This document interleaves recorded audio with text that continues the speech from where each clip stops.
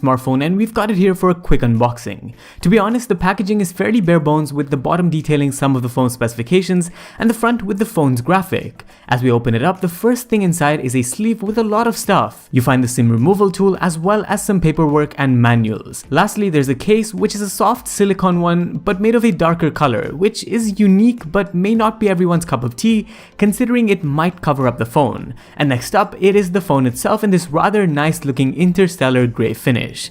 The back also sports a quad camera setup with a 48 megapixel primary, 8 megapixel ultra wide, 5 megapixel macro, and a 2 megapixel depth sensor. It's quite a unique design if you ask me, and both the front and back of the phone is Corning Gorilla Glass 5 protected with a side frame made of plastic.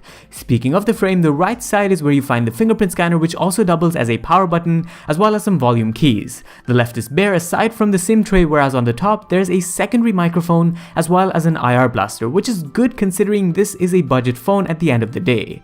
Of course, the bottom is where you find the single speaker, primary microphone, the Type-C USB port for charging, as well as a 3.5mm headphone jack. Before we turn on the phone though, let's finish off what we started. Alongside the phone, you also find a Type-A to Type-C USB cable for charging the device, as well as a 22.5 watt charging brick, although the phone itself only supports 18 watt fast charging on its 5020 mAh battery, but that's still very impressive. So back to the phone, on the front you find an IPS LCD panel at 6.67 inches and a full HD plus resolution. At first glance, the panel does seem a bit dim, and the setup process gives us a better idea of the hole punch design too, centered with that 16 megapixel camera, and I still can't get over the design of the phone, to be honest. Anyways, this thing's running MIUI 11 on top of Android 10 and comes with Qualcomm Snapdragon 720G octa-core chip at 2.3 GHz, 64GB of UFS 2.1 storage which can be expanded via microSD, and 4GB of RAM. The setup process is as expected, although the fingerprint scanner's placement to me feels a bit too high given the size of the phone,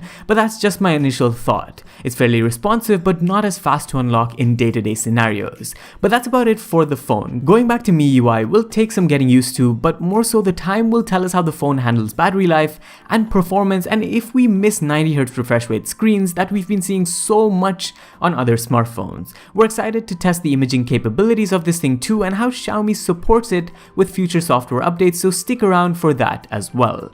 Thanks for watching this one, and let us know what you'd like to see with the phone in specific down in the comments. This was Vaibhav, and I'll see you in the next one.